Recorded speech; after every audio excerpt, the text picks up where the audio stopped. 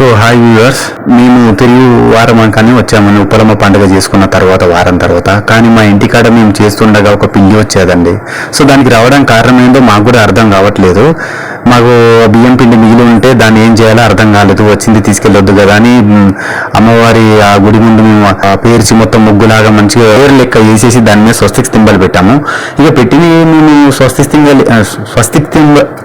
స్వస్తిక్ symbol వేశాక so ఎక్కడి నుంచి వచ్చాడో తెలియదు. ఆ పిల్లి మాత్రము అక్కడికి వచ్చేసి ఇటు ఆ రౌతుకు ఇటు సైడు అటు సైడు ఆ తర్వాత ఆ గుడి చుట్టూ తిరగడము. కానీ అక్కడ తింటుందా అనేది తింటలేదు.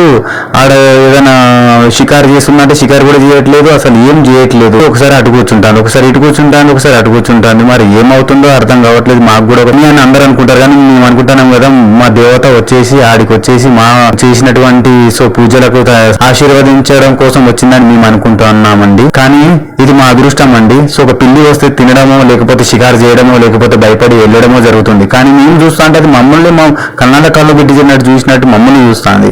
కానీ దానికి భయం అంటే లేదు. అసలు మేము నిన్న కాకుండా మొన్న వచ్చిన వాళ్ళం మేము. సో పండుగ చేసుకునే టైంలో ఏదో ఏ జీవికైనా పర్లేదు, మనిషికైనా పర్లేదు, కొత్తగా కనిపించిన వాళ్ళకి భయపడతాం, వెళ్ళిపోతాం, వాళ్ళ కన్నాల కళ్ళు పెట్టి మనం చూడం. కానీ ఇది మాత్రం అలా కాదండి. సో ఒకసారి చూపిస్తున్నటువంటి కళ్ళు కాడికి వెళ్ళింది, కళ్ళు తాగుతుంది అనుకుంటే కళ్ళు తాగలేదు, మళ్ళీ రిటర్న్ వచ్చింది, మళ్ళీ ఇక్కడ కూర్చున్నది. ఇక మేము అనుకున్నాము ఏదో ఒక వీడియో తీద్దాము, పెడదాము, ఆ తర్వాత ప్రజలే దాని గురించి మాట్లాడతారు. సో వ్యూవర్స్, నాకు జరిగినటువంటి అనుభవాన్ని మీకు మేము షేర్ చేసుకుంటున్నాము. ఇదే మా ఉప్పలమ్మ పండుగ యొక్క అనుభవం.